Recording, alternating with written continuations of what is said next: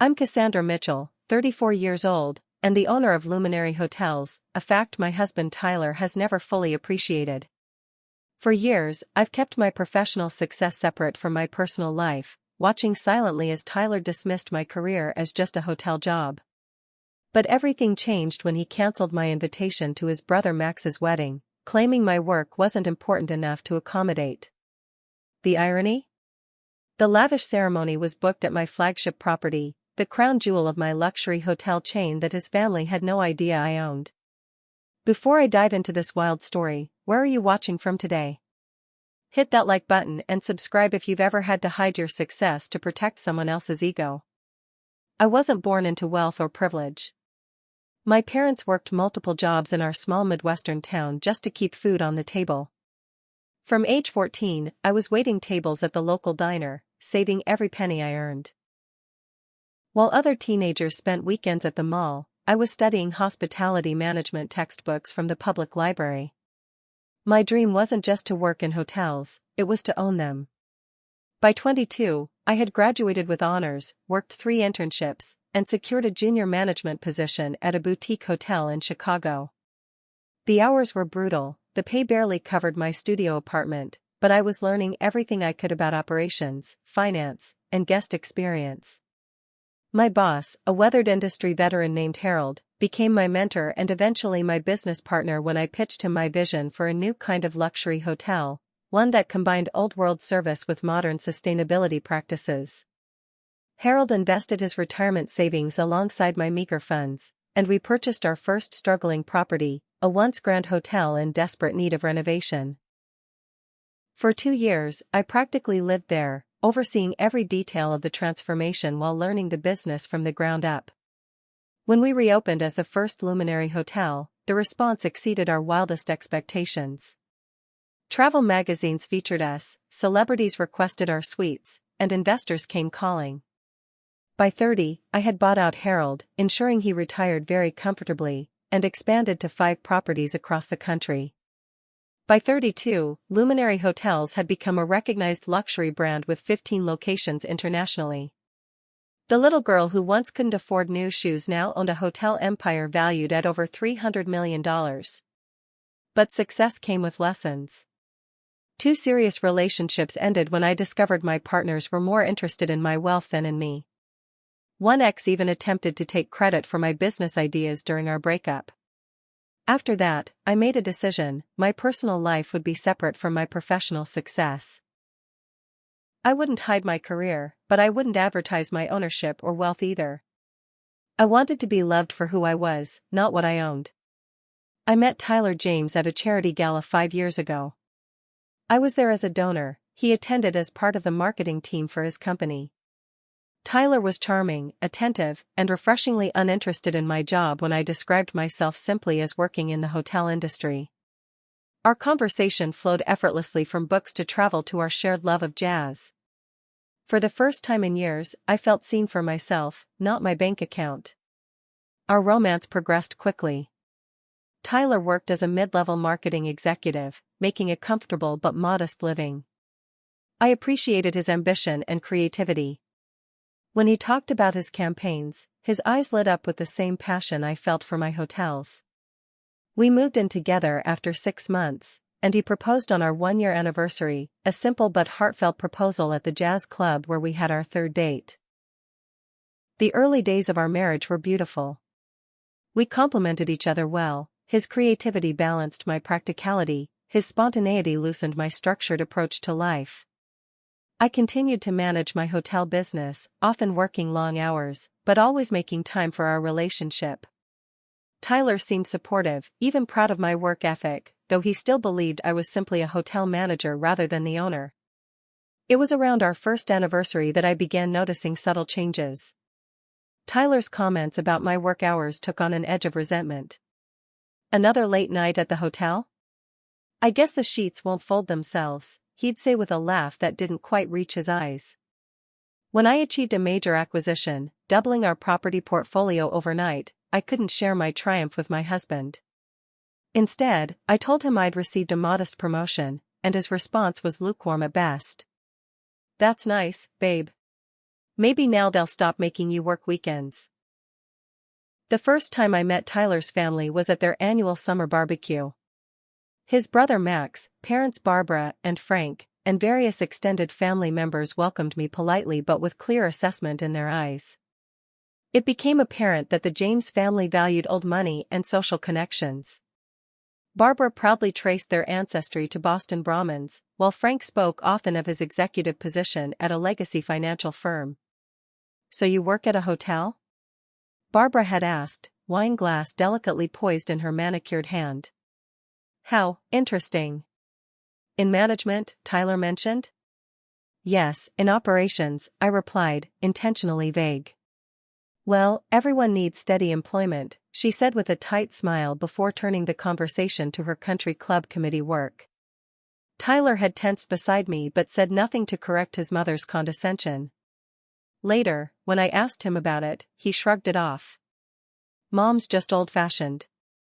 Status matters to her generation." "And to you?" I had asked. "Of course not," he'd insisted, but something in his expression made me wonder. As months passed, family gatherings became increasingly uncomfortable. Tyler's brother Max, particularly, seemed to enjoy making comments about the service industry when I was present. His girlfriend, now fiancée, Allison, came from a wealthy family with the right connections and degrees, facts that were frequently highlighted in conversation. "Cassandra, you must have some interesting stories about hotel guests," Max would say with feigned interest at family dinners. "I imagine you see all types in your line of work." The clear implication was that I was somehow beneath them, a worker bee serving their elite social class. Rather than correcting their assumptions, I maintained my cover. The marriage was still new, and I didn't want to create waves with Tyler's family. Besides, a small, petty part of me enjoyed having this secret. Knowing that I could buy and sell their precious social status several times over. In retrospect, I should have recognized these early warning signs. The Tyler who had fallen in love with me was gradually being replaced by someone increasingly concerned with his family's approval. And I, trying to maintain peace, was becoming less authentic by the day. The announcement came during a Sunday dinner at Barbara and Frank's Tudor-style home in Connecticut. Max and Allison were engaged, planning a summer wedding the following year. Champagne flowed as Allison displayed her 5-carat diamond ring, and Barbara immediately launched into discussions of suitable venues. "The country club is the obvious choice," Barbara declared, but Allison's sister had her wedding there just last year. "We need something equally prestigious but different." "What about that new luxury hotel downtown?" Frank suggested.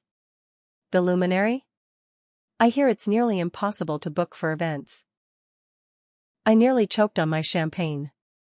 The flagship Luminary hotel they were discussing was my first and most personal property, the one I had transformed from a crumbling historic building into a world-class destination. It was also notoriously selective about which events it hosted, with a 3-year waiting list for wedding venues. "Oh yes," Allison gushed. "My friend Jennifer attended a gala there last month. She said it's absolutely stunning." "I doubt they have availability," I said carefully. "It's usually booked years in advance." Tyler shot me a quizzical look. "How would you know?" "Industry knowledge," I replied smoothly. "Hotels talk." "Well, it doesn't hurt to inquire," Barbara said dismissively. "Frank knows people who know people." I smiled politely while mentally composing an email to my events director to expect a call from the James family. 2 weeks later, Barbara was beside herself with excitement. "You'll never believe it. The Luminary had a cancellation for exactly the weekend we wanted. The events manager said they're thrilled to host Max and Allison's wedding." "What incredible luck," I murmured, avoiding Tyler's eyes. In truth, I had personally cleared the calendar and instructed my staff to offer our best package at a special rate that was still exorbitant but less than our usual fee. The following months became a parade of wedding planning events. Venue tours, menu tastings, floral arrangements, seating charts, the James family attacked wedding planning with military precision. I watched with increasing discomfort as my staff fawned over Barbara and Allison, secretly following my instructions to give them the VIP treatment without revealing my connection.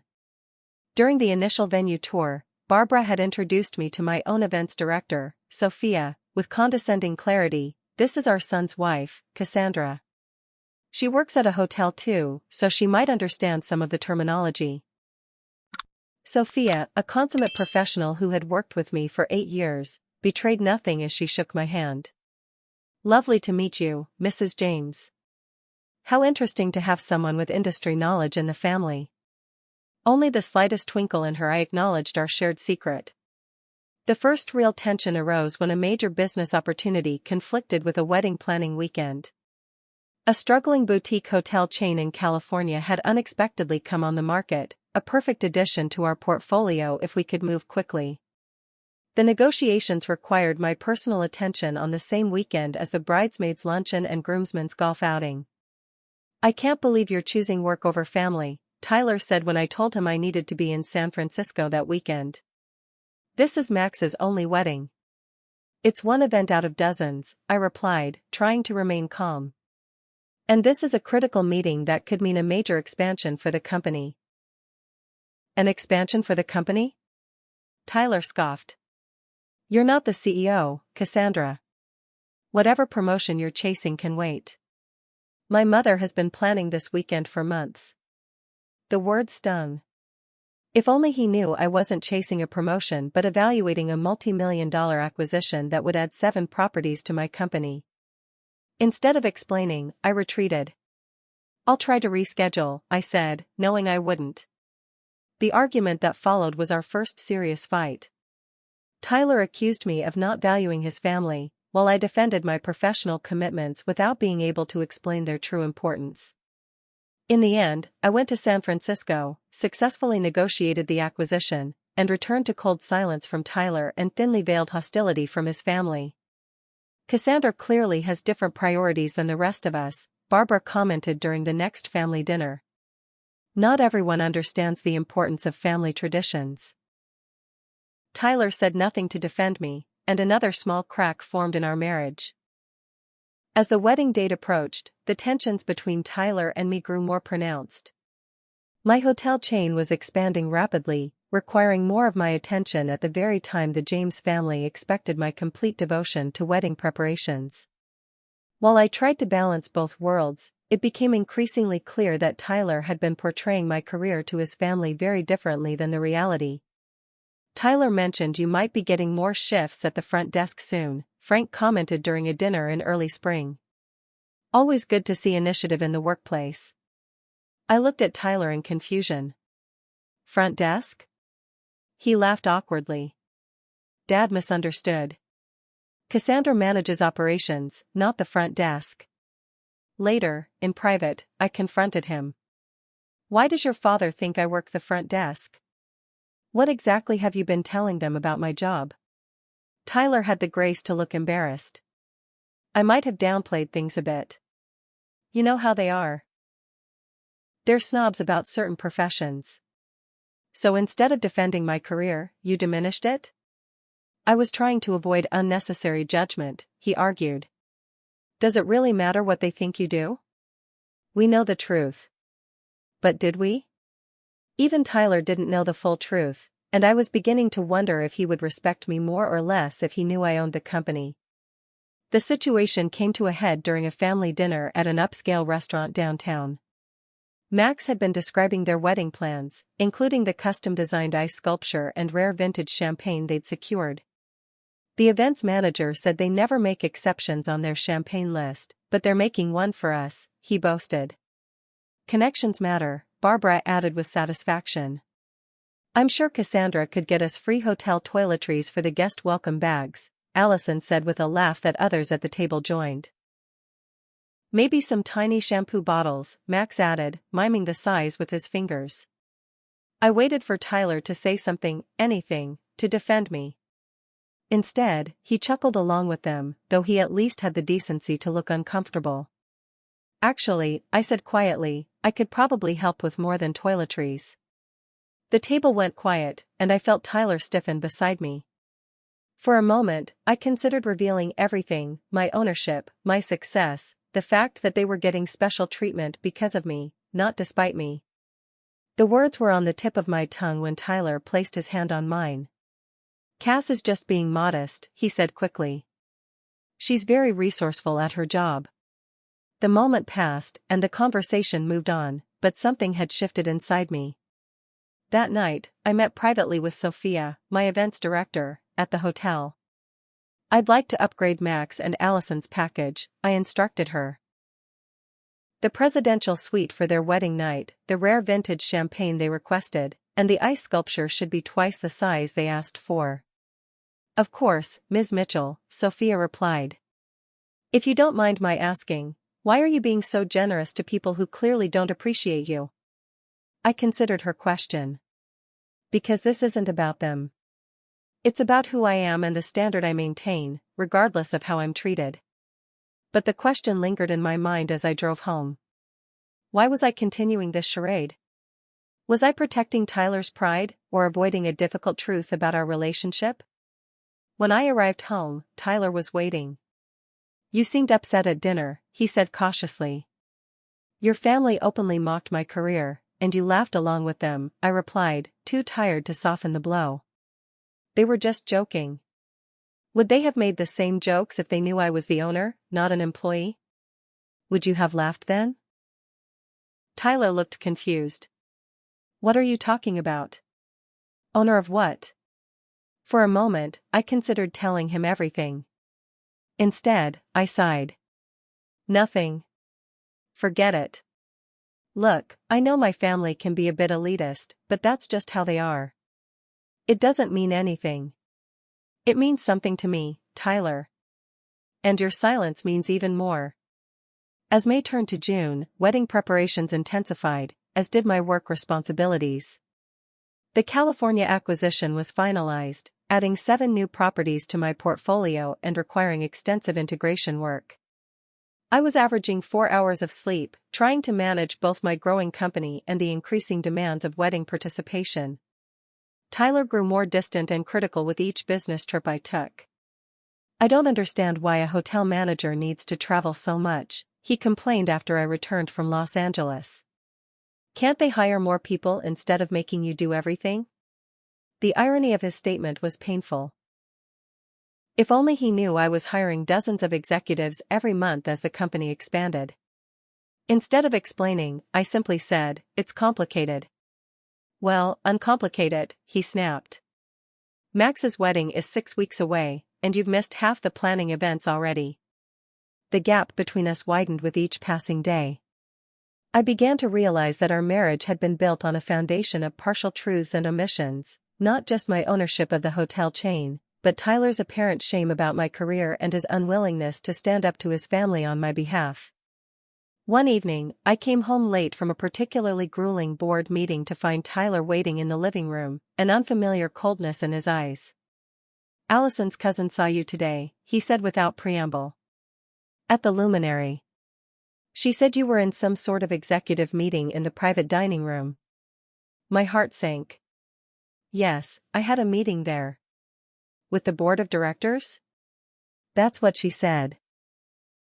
Why would a hotel manager be meeting with the board of directors, Cassandra? It was the moment to come clean, to tell him everything. Instead, I deflected. I was presenting operational reports. It's part of my job. Tyler stared at me for a long moment. I don't believe you. Something doesn't add up. You're hiding something about your work, and I'm tired of the secrecy. That's rich coming from someone who tells his family I work the front desk, I shot back. At least I'm not lying about having secret meetings with corporate boards. We went to bed angry that night, the truth still unspoken between us. In the morning, Tyler left early for work, and I immersed myself in preparing for the biggest deal of my career, a potential merger that would double Luminary's market presence overnight. Our marriage was unraveling, and the wedding that had become the center of the James family universe was now a looming deadline for decisions much more significant than floral arrangements or menu selections. 3 weeks before the wedding, the situation reached its breaking point. I was in the final stages of negotiating a merger with Stellar Resorts, a rival luxury chain that would catapult Luminary Hotels into the global top 10. The due diligence process was exhausting, the negotiations delicate, and the timeline unforgiving. The final contract signing was scheduled for the same weekend as Max and Allison's wedding. When I first realized the conflict, I tried everything to change the date. I called in favors, offered incentives, even considered delegating the signing to my CFO. But Stellar's Japanese investors had immovable travel schedules, and they insisted on my personal presence at the signing in New York. Missing this opportunity would cost my company billions in long-term value and hundreds of jobs for my employees. I arrived home that evening to find Tyler packing for a weekend golf trip with Max and the groomsmen. His expression darkened when he saw me. "Barbara called," he said without greeting. "She said you haven't confirmed your attendance for the final venue walkthrough tomorrow." Again. I took a deep breath. "We need to talk. There's a major work commitment I can't reschedule. It's on the same day as the wedding." Tyler froze, then slowly turned to face me. "You're joking. I've tried everything to change it. It's my brother's wedding." Tyler exploded. The biggest day of his life. "And you're choosing some hotel job over family?" "It's not just some job," I said, trying to keep my voice calm. "This is a career-defining moment for me. A make-or-break deal that affects hundreds of employees." Tyler laughed bitterly. "Listen to yourself. You're a middle manager at a hotel chain, not the CEO. What could possibly be so important that you'd miss your brother-in-law's wedding?" The words stung more than he could know. This was the moment, the perfect opportunity to tell him exactly who I was and what I had built. But looking at his dismissive expression, I realized a deeper truth: Tyler had never respected my work, regardless of my title. The revelation would only change his perception of my income, not his fundamental lack of respect for my professional identity. "This deal is important to me," I said simply. "More important than me? Than my family? That's not fair. I've attended every event, every dinner, every planning session where I've been treated like an accessory or a servant. I've endured months of condescension and mockery about my career. The one time I have an unmovable conflict, you act like I'm betraying you." "Because you are," Tyler shouted. "This is the line, Cassandra. If you choose work over Max's wedding, you're choosing it over our marriage." "That's quite an ultimatum," I said quietly. "It's reality. My parents, Max, everyone will see your absence as a deliberate insult. There's no coming back from that." I felt a strange calm settle over me as the magnitude of the moment became clear. "So what are you saying?" Tyler ran his hands through his hair in frustration. "I'm saying you need to make a choice. Be at the wedding or don't bother coming to any family event again." "I see. Do you? Because it seems like you've been choosing your mysterious hotel meetings over us for months now. What exactly is going on with you? The late nights, the travel, the secret phone calls? You think I'm having an affair?" I asked, incredulous. I don't know what to think anymore. The Cassandra I married wouldn't miss a family wedding for a job. "Maybe you never really knew the Cassandra you married," I said softly. We stared at each other across what felt like an unbridgeable divide. Tyler finally broke the silence. "I can't do this anymore. If you're not at the wedding, don't be here when I get back either." He grabbed his bag and left for his golf weekend, the door slamming behind him with a finality that echoed through our home. I stood alone in our living room, feeling simultaneously heartbroken and relieved. The facade was crumbling, and perhaps that was necessary. I called my assistant, Jenna, who had been with me since the early days. "Can we reschedule the Stellar signing?" I asked without preamble. Jenna was silent for a moment. "We've tried everything, Cassandra. The investors won't budge, and if we delay, Hanson Hotels is waiting to step in. We'd lose this opportunity permanently." "What would you do?" I asked, surprising myself with the question. Jenna didn't hesitate. "I'd sign the deal." You've worked your entire life for this moment. This merger isn't just about money. It's about everything you've built, everyone who's believed in your vision. After we hung up, I poured myself a glass of wine and walked through the house Tyler and I had shared for 3 years.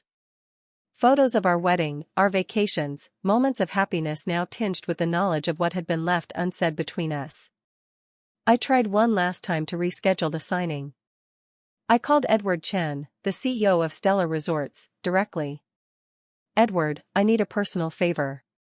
My brother-in-law's wedding is that Saturday. I understand family commitments, he said sympathetically, but the investors have arranged their entire Asian tour around this signing. Moving it would jeopardize the whole deal. I'm sorry, Cassandra. That night, Tyler called. His voice was cold, controlled. Have you made your decision? I can't reschedule the meeting, I said quietly. There was a long silence before he spoke again. Then I think it's better if you don't come to the wedding at all. I'll make excuses to my family. What excuses? That I'm working? That's the truth. The truth is you've chosen a job over family, and I can't defend that choice anymore. You've never defended me, Tyler. Not once. Another silence. I'll stay with Max until after the wedding. We can figure out next steps afterward. I guess we will, I replied. After hanging up, I cried for the first time in years, not just for my failing marriage, but for the years I'd spent diminishing myself to protect a relationship built on incomplete truths. In the morning, I called Sophia at the luminary. The bride and groom will still receive every upgrade and courtesy we discussed, I instructed her. But I won't be attending the wedding. I understand, Sophia said gently. And if anyone from the family asks about you? I thought for a moment. Tell them nothing. This isn't the time or place for revelations. With that decision made, I turned my full attention to the Stellar merger, throwing myself into work as a shield against heartbreak. The deal represented everything I had worked for: global recognition, unprecedented growth, a legacy that would outlast any personal disappointment. And if tears sometimes came in quiet moments alone, well, that was the price of the choices I had made, both in hiding my success and in finally prioritizing it openly. The week before the wedding passed in a blur of legal meetings, financial reviews, and strategic planning for the Stellar merger.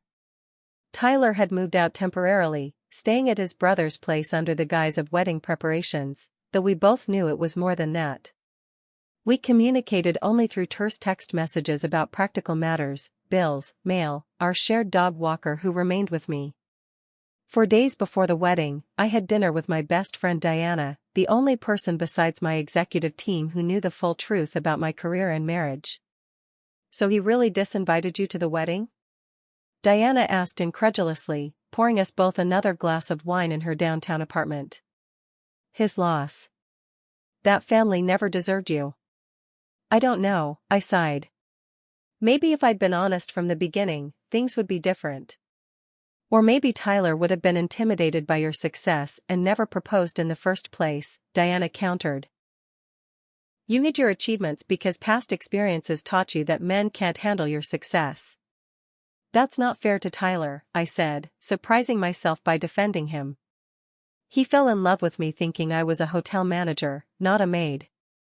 But he never respected your career, whatever he thought your title was, Diana pointed out. He laughed when his family mocked you, diminished your work to them, and ultimately forced you to choose between your life's work and his family's wedding. Would knowing you're the owner have changed his fundamental lack of respect? Her words hit home. The issue wasn't whether Tyler knew I owned Luminary Hotels, it was whether he valued my professional identity at all. So what now? Diana asked, refilling our glasses. Are you just going to let them have their perfect wedding at your hotel, treating your staff like servants, while you sign your merger deal alone in New York? Something in her question sparked an idea. A wild, possibly terrible idea. What if I don't go to New York? I said slowly. Diana looked confused. But the merger? What if I bring New York to me? The signing could happen at the Luminary, in my office there. The same day as the wedding? In the same building? A reckless energy was building inside me. Why not? I've spent years hiding in plain sight, making myself smaller to fit into Tyler's world. What if, just once, I showed up as my full self? Diana's eyes widened. You're going to crash the wedding? Not crash it, I'm going to be working in my own hotel. If we happen to cross paths. This is either the most brilliant or most disastrous idea you've ever had, Diana said, but she was smiling. What exactly do you hope will happen? I considered the question carefully. Honesty. Whatever comes after, at least there won't be any more secrets or pretending. The next morning, I called Edward Chen with my proposal to relocate the signing to Boston. To my surprise, he was amenable. Actually, several of our investors have expressed interest in seeing the luminary firsthand, he said. Your flagship property has quite the reputation. If you can arrange suitable accommodations and meeting facilities, we could make it work. With renewed purpose, I threw myself into preparations. My executive team was briefed on the situation, the personal aspects shared only with those who needed to know. The presidential suite on the top floor, one level above the grand ballroom where the wedding would be held, was transformed into a meeting space for the signing. Rooms were arranged for the stellar executives and their investors, and a private dining room was reserved for the post-signing celebration.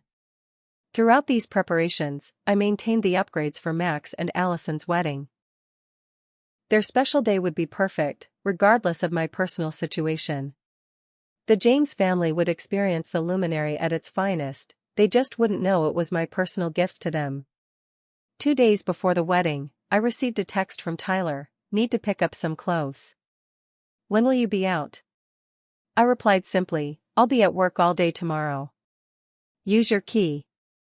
He didn't respond, and true to my word, I spent the following day at the luminary, finalizing details for both the merger signing and the wedding. It was surreal to move between these two worlds, checking on the hand-carved ice sculpture for Max and Allison's reception, then reviewing contract details with my legal team in the same building. The evening before the wedding, I stood alone in my office overlooking Boston Harbor, watching the sunset paint the sky in shades of orange and pink. The merger documents were prepared, the wedding venue was immaculate, and tomorrow would change everything, one way or another. My phone buzzed with a text from Diana, what are you wearing tomorrow? Please tell me it's something spectacular. I smiled despite my nervousness. I had indeed purchased a new outfit for the occasion, a perfectly tailored power suit in deep blue that projected confidence and success without being ostentatious. It was the outfit of a CEO, not a wife or sister-in-law trying to blend in. Something appropriate for signing a billion-dollar deal, I texted back. And for facing your husband and his family? That too. As night fell over Boston, I remained in my office, unable to face the emptiness of the home Tyler and I had shared. Instead, I slept in the owner's apartment, a private residence built into the hotel that few people knew existed. Tomorrow would bring whatever it would bring. For the first time in years, I would face it as my complete, undiminished self. The morning of the wedding dawned clear and perfect. Exactly the weather Barbara had ordered for her son's special day.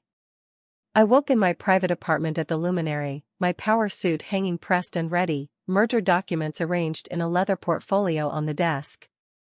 The stellar team would arrive at 11, with the signing scheduled for 2 o'clock, precisely when Max and Allison's ceremony would be starting in the grand ballroom 2 floors below. It wasn't my intention to create this overlap, but once I discovered it, I didn't try to change it either. There was a certain symmetry to the timing that felt appropriate. At 9 o'clock, I ventured down to the lobby, dressed casually in jeans and a blouse, to check on preparations. The hotel was humming with activity, florists arranging spectacular displays of white roses and hydrangeas, catering staff preparing the reception dinner, wedding guests already checking into their rooms. Sandra, my head of guest services, approached with a tablet in hand. Everything is proceeding perfectly, Ms. Mitchell. The wedding planner just did her final walkthrough and declared it beyond expectations. Excellent. And the stellar team's accommodations? All prepared. The presidential suite has been converted per your specifications, and the private dining room is set for 20. Thank you, Sandra. I'll be in my office if anything needs my attention. As I turned to leave, I heard a familiar voice behind me. Cassandra? I froze, then slowly turned to face Tyler.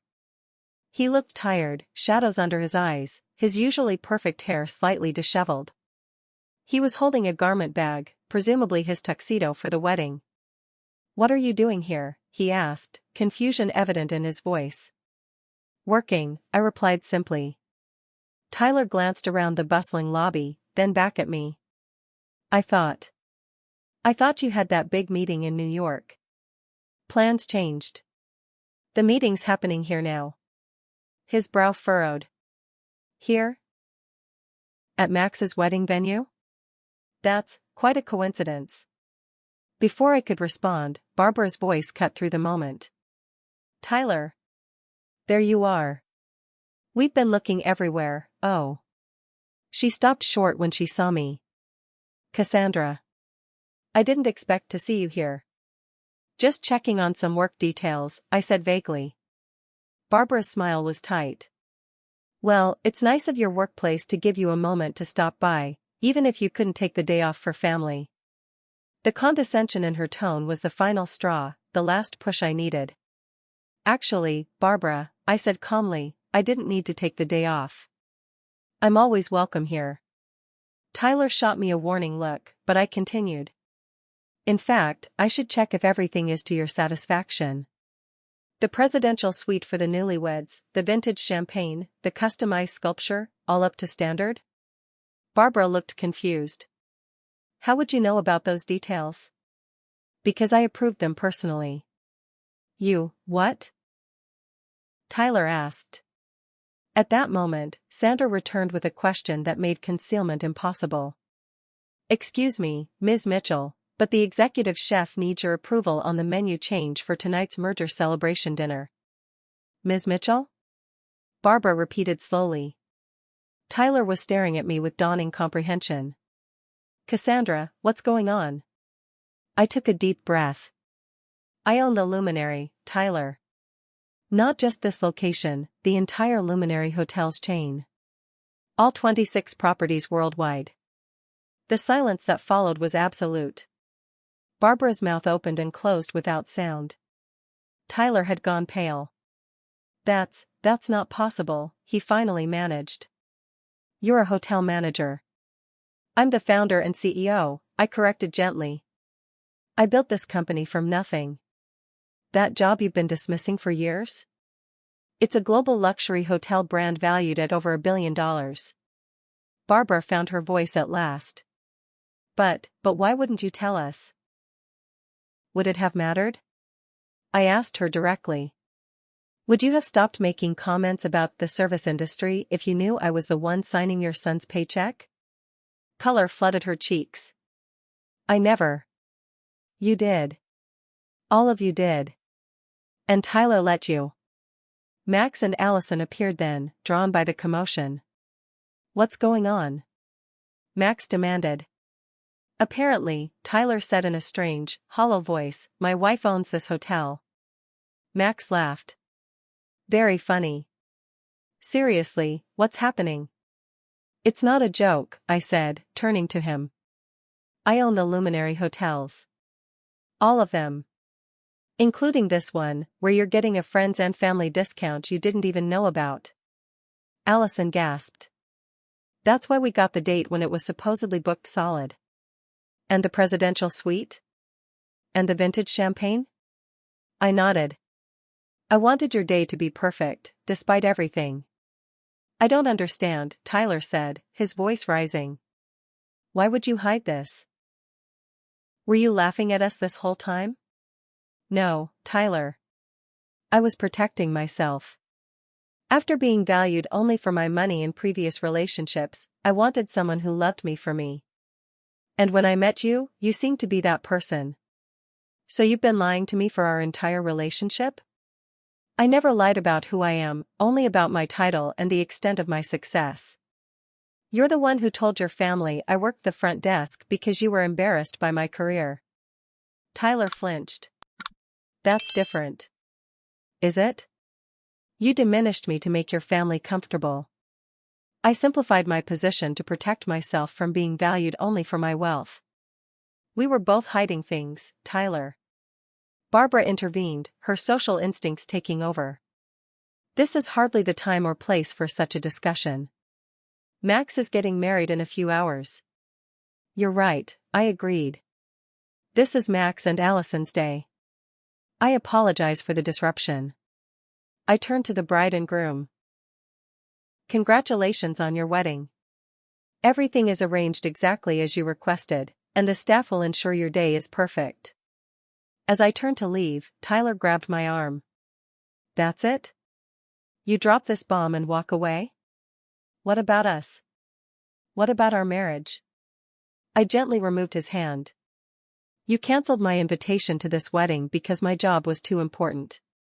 You just didn't realize how right you were about its importance. Cassandra. I have a merger to sign at 2 o'clock. $1 billion deal that will double the size of my company. The meeting you thought was trivial enough to miss for a family wedding? It's happening upstairs in the presidential suite, the other presidential suite. Max's face contorted with anger. So you're still choosing business over family, even when the business is your own? That's worse, not better. I'm choosing to be valued for who I am and what I built, I corrected him. Something that's never happened in this family. Tyler's expression had moved from shock to anger. You've made your choice very clear, he said coldly. Don't expect me home afterward. I never did, I replied softly. As I walked toward the elevator, the wedding coordinator approached the family, unaware of the drama that had just unfolded. Mrs. James? We have a question about the seating arrangement that only the mother of the groom can answer. I didn't look back as the elevator doors closed behind me. In my office, I changed into my power suit, applied fresh makeup, and prepared to greet the stellar executives who would soon arrive. My hands were steady, but my heart was racing with the aftermath of the confrontation. Jenna arrived with the final contract copies. Everything okay? You look like you've seen a ghost. My cover's blown, I said simply. The family knows. Ah. Jenna had been with me long enough to understand the significance. How did they take it? About as well as expected. Tyler and I are officially over. She placed a sympathetic hand on my shoulder. I'm sorry, Cassandra. Don't be. It was inevitable. Now, let's focus on making history with this merger. The hours that followed were a study in compartmentalization. As the stellar team arrived, I greeted them with professional warmth, giving no indication of the personal earthquake that had just shaken my world. We reviewed contracts, discussed integration plans, and prepared for the formal signing. At precisely 2 o'clock, as wedding music began playing faintly from the ballroom below, I signed the documents that made Luminary Stellar the third largest luxury hotel group in the world. Applause and champagne followed, along with congratulatory handshakes and photos for the press release. To new beginnings, Edward Chin toasted, raising his glass to mine. To new beginnings, I echoed, the words carrying more meaning than he could know. The celebration continued, but I found myself drawn to the window overlooking the garden where Max and Allison's ceremony would now be concluding. From this height, I could see the white chairs, the floral arch, the guests in their finery, all arranged according to Barbara's exacting specifications at my hotel. A knock at the door interrupted my thoughts. Sandra entered, looking uncomfortable. I'm sorry to disturb you, Ms. Mitchell, but the wedding coordinator is asking for an owner's decision regarding the reception. There's been a last-minute issue with the band setup. I considered sending my events director but realized this moment required my personal attention. I'll handle it. Excusing myself from the celebration, I made my way down to the ballroom level. The ceremony had indeed concluded, and guests were gathering for the cocktail hour while the space was transformed for the reception.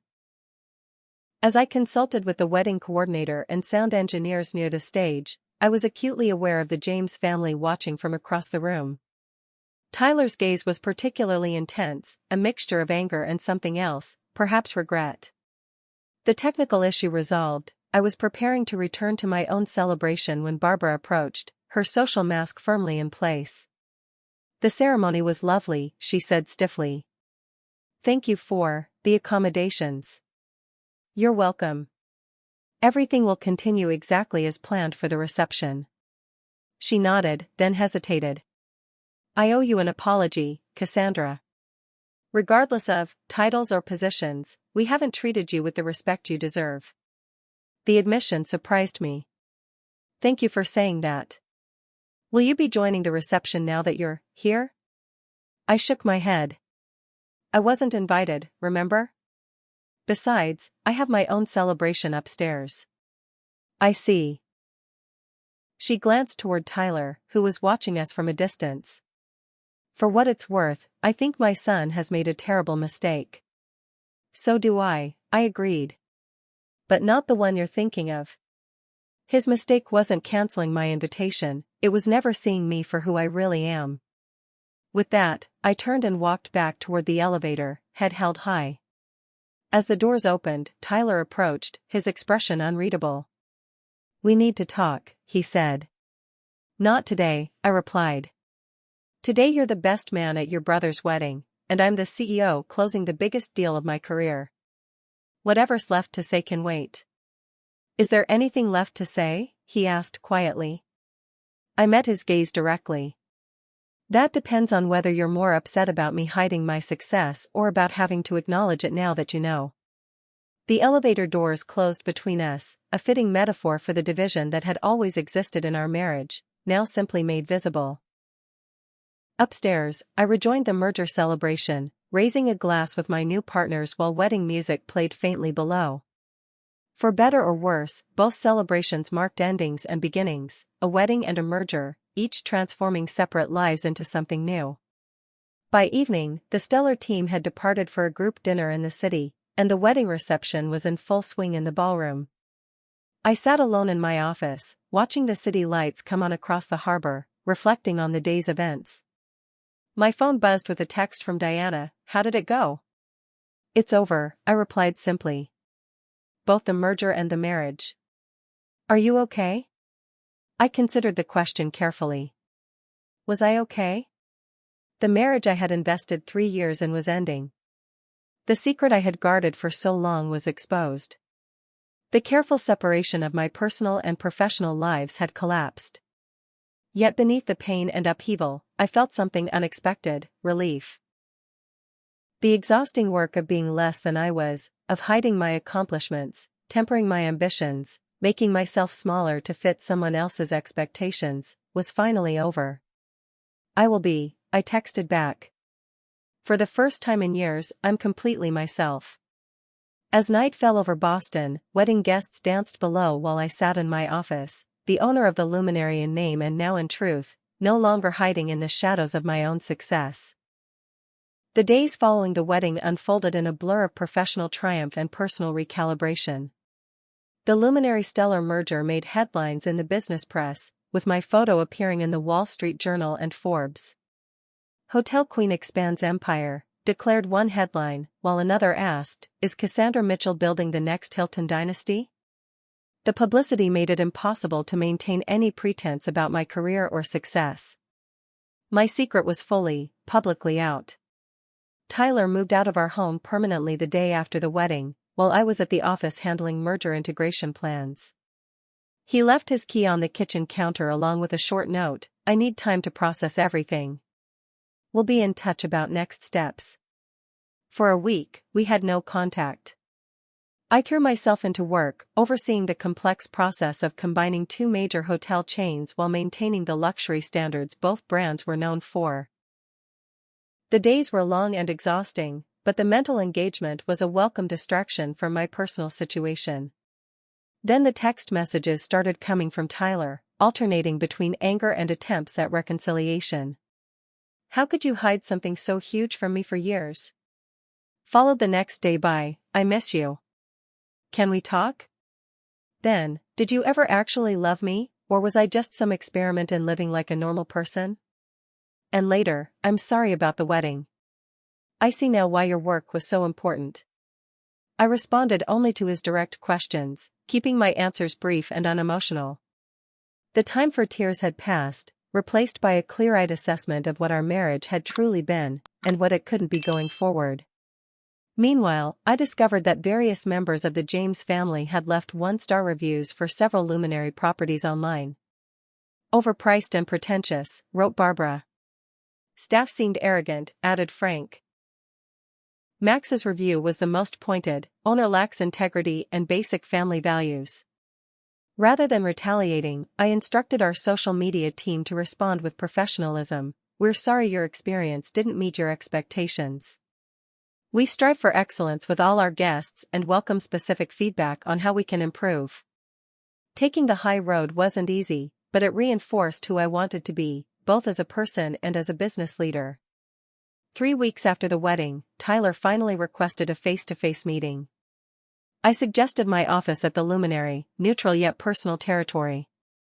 He arrived looking tired but composed, dressed in business casual attire I rarely saw him wear. As he took in the expansive corner office with its harbor views, awards lining the walls, and the unmistakable trappings of executive power, his expression shifted between awe and discomfort. "So this is where you've been coming all those late nights," he said, taking a seat across from my desk. "One of 6 offices I maintain at our flagship properties," I confirmed. "Though this is my primary workspace." He nodded slowly, looking around. "It's impressive, Cassandra. All of it. What you've built." "Thank you. I keep asking myself how I could have been so blind," he continued. "There were signs, the travel, the calls at odd hours, the way hotel staff treated you wherever we went." "You saw what you expected to see," I said simply.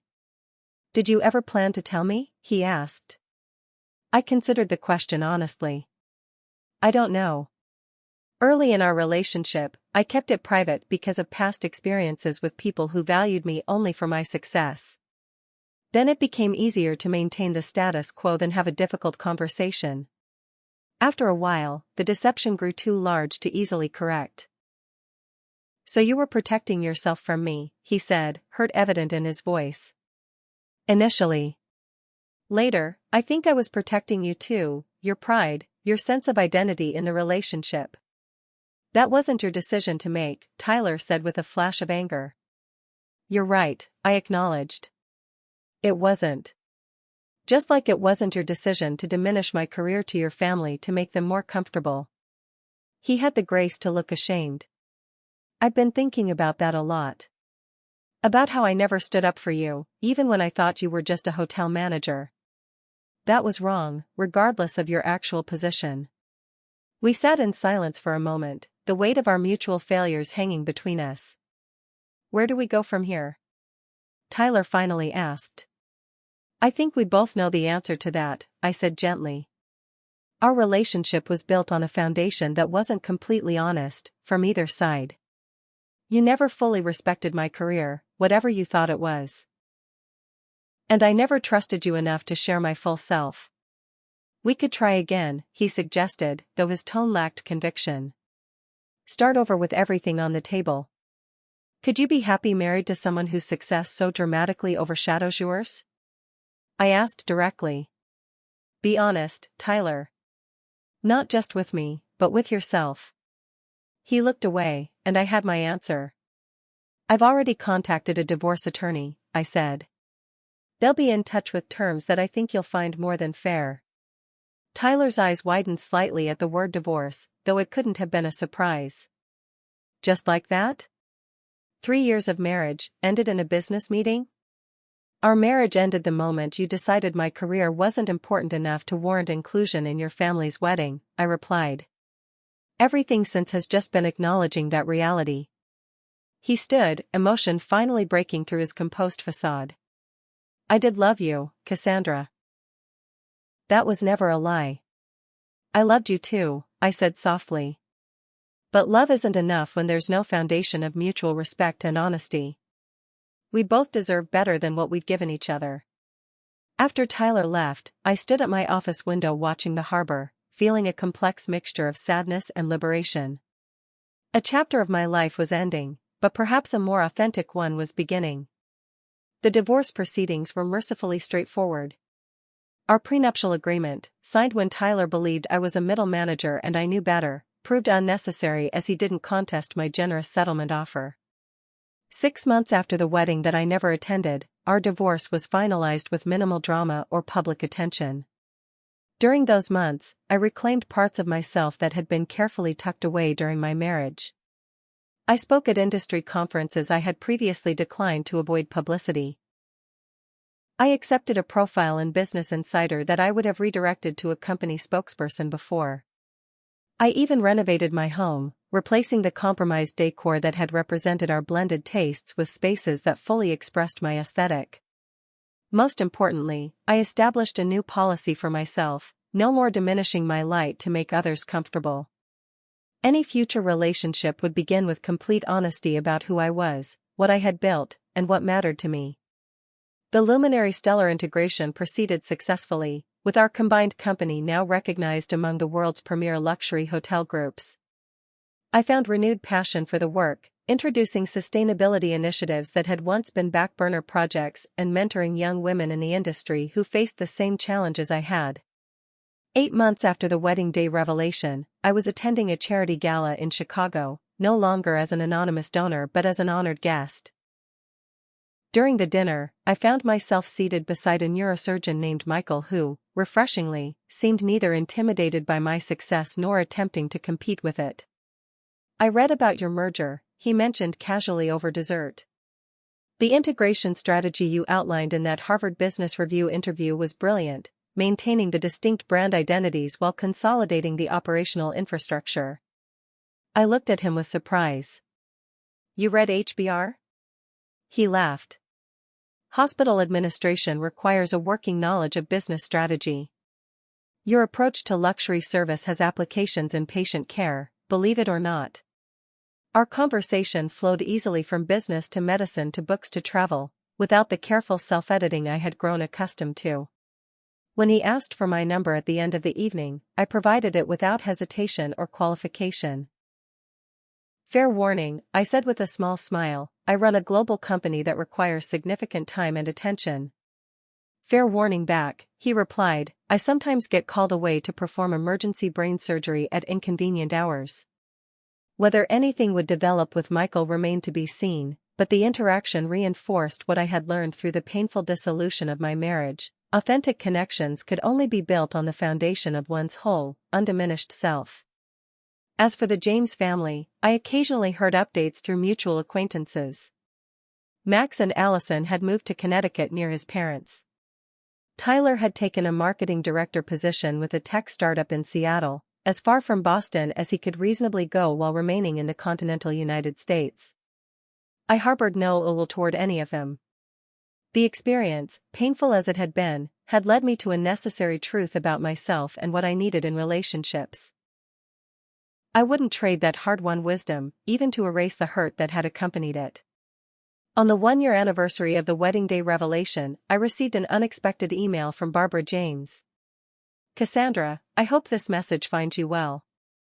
While our family's interactions ended under difficult circumstances, I've reflected considerably on my role in what transpired. The way we treated you, the assumptions, the condescension, was inexcusable, regardless of your position. I'm deeply sorry for failing to see your value beyond any title or wealth.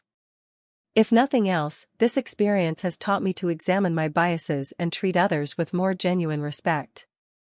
I wish you continued success. Barbara."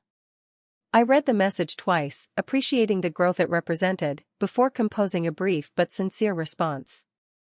"Barbara, thank you for your message. I accept your apology and offer my own for the deception that contributed to our situation. I believe we all did the best we could with the perspectives we held at the time. I wish you and your family peace and fulfillment going forward. Cassandra."